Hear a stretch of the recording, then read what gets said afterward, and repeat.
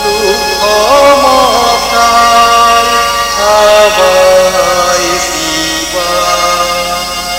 ขอพระมารดาโปรดเอื้อจงความสุขกายใจหรือไปขอยกผู้สาวองค์การุณ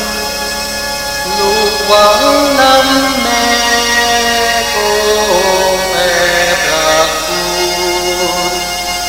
ให้ลูกมีบุญเป็นลูกมารดาแม่จงยินดีพานีให้แก่วิญญาณซึ่งความโสภาเพื่อโสภาธรรม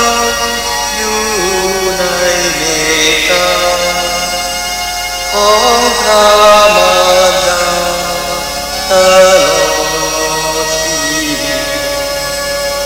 โอ้คงจะดีสมลูกขอสรรเสริญด้วยใจเต็มที่ขอเผยพระคุณที่อุ่นเจ